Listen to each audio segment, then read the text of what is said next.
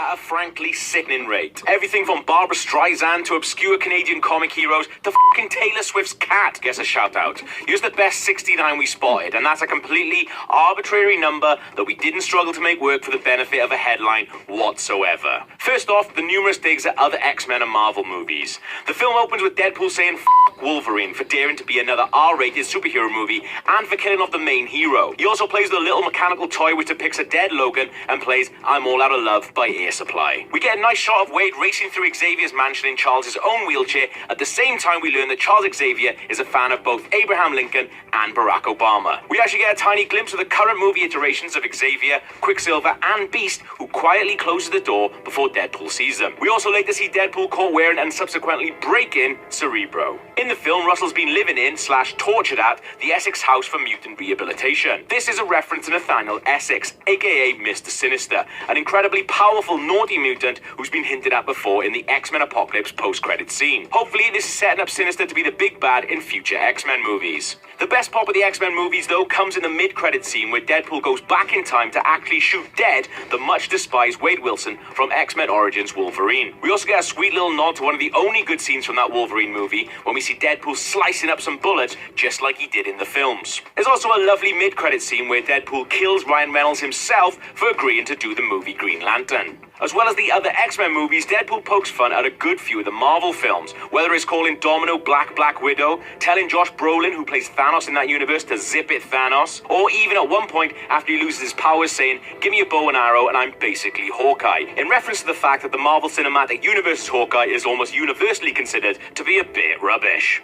This one is stretching it a bit, but please hear us out. It's a small thing, but we hear Rupert Holmes' Escape, the Pina Colada song, at one point in the film, which is pretty prominent in Guardians of the Galaxy. Now, if that song appears in Guardians, a film where songs exist as entities in themselves, which the characters are aware of, and also appears in Deadpool 2, which has a similar relationship to songs, does that mean these universes are both connected?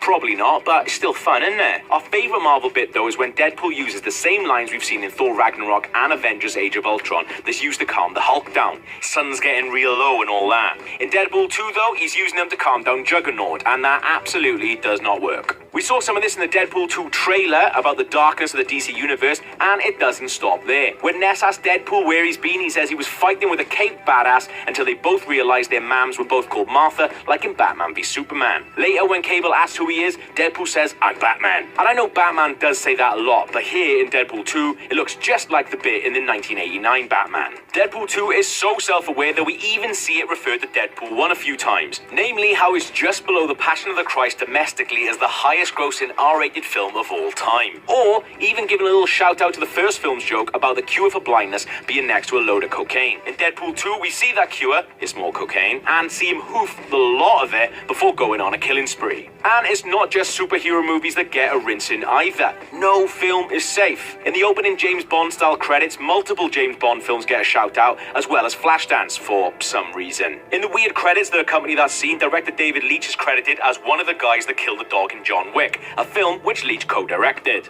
Early on, we get a nice little Raiders of the Lost Ark reference as Deadpool hightails it to his getaway vehicle, just like Indy does. Deadpool rips off Ace Ventura's Pet Detective's famous line, do not go in there, from the comforts of a recently deceased person's coffin. He also refers to his returning partner Dopinder as Goose, in a reference to Top Gun, which would kind of make Deadpool this universe's Tom Cruise / Maverick.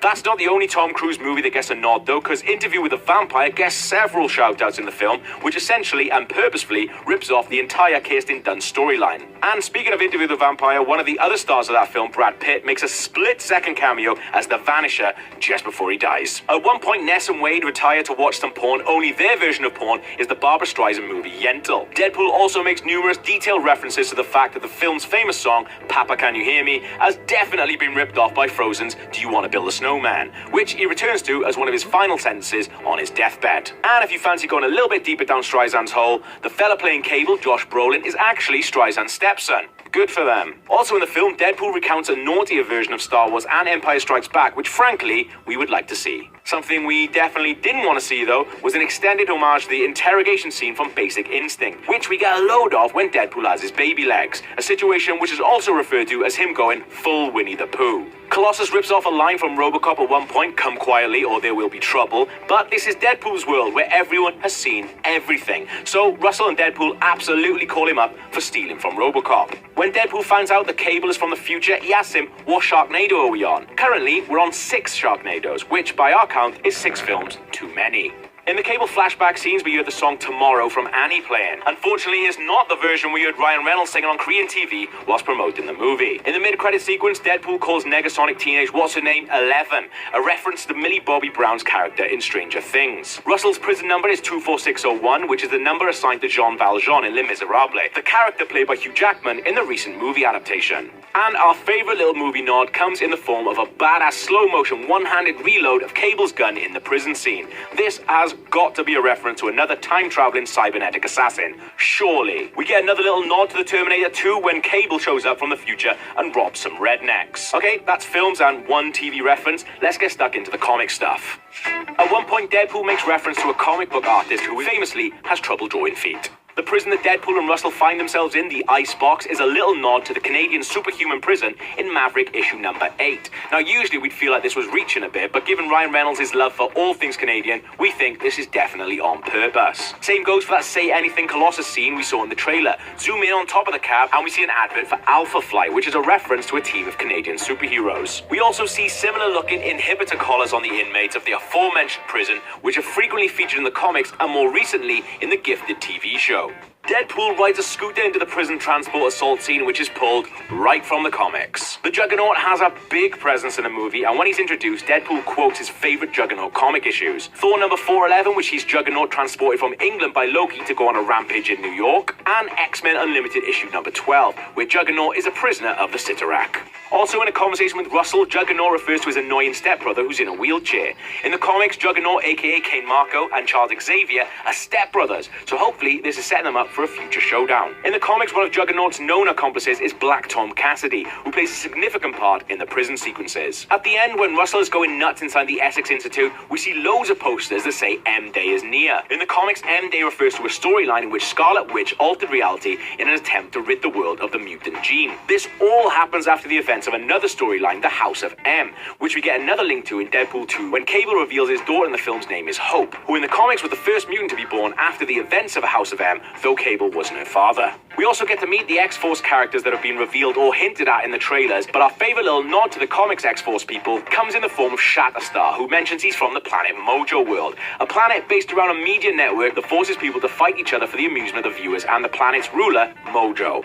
It's essentially the X-Men version of Running Man, and now we definitely want a full movie based on Mojo World. Team truck with the logo Pryor's Treats. This is a reference to Madeline Pryor, a clone of Jean Grey created by Mr. Sinister in the comics. She would go on to become Cable's mum. At the end of the movie, Russell scorches Deadpool coated in his suit in ash. This grey suit recalls the outfit Deadpool donned when he joined X-Force. But it's not just TV, movie and comics that get the Deadpool treatment. Literally anything is fair game. Like when Deadpool wakes up in Xavier's mansion, he's wearing a t-shirt which says Olivia Meredith together forever. That is a reference to Olivia Benson and Meredith Grey, Taylor Swift's cats. We are so annoyed at ourselves for knowing what that was. One reference we hope that is bang on though, because it proves what we suspected, that Ryan Reynolds is the best human in the world, is when Deadpool is suggesting names for their baby. One of the names he chucks at Ness is Connor. This is likely a tribute to Conor McGrath, a 13-year-old Deadpool fan who died of cancer. Before his death, the Make-A-Wish Foundation arranged for Reynolds to show the first movie to Connor before it came out in cinemas. Well done, Ryan. Stan Lee doesn't make a cameo in Deadpool 2, even though we saw him in the first one. Though we do get a glimpse of Stan the Man in some graffiti in Deadpool 2. We can also see that one of the posters in the background of Deadpool's apartment has the words True Believers on, which Stan loves to say. And finally, perhaps our favourite little Easter egg in Deadpool 2, which is one we see in the news ticker during the report for Russell's initial attack on the Essex home. One of the more prominent lines on the ticker says Christopher Plummer refuses role in Deadpool 2, which is a reference to the fact that Plums reshot a lot of scenes for Ridley Scott's All the Money in the World, after it was revealed that Kevin Spacey is a terrible human being. Here, though, it probably refers to Deadpool 2 actor TJ Miller, who has sexual assault claims against him, as well as recently being arrested arrested for calling in a fake bomb threat. If you're watching this, Deadpool 3 or X-Force or whatever it's called, producers, please get Plummer in to replace Miller in the next film.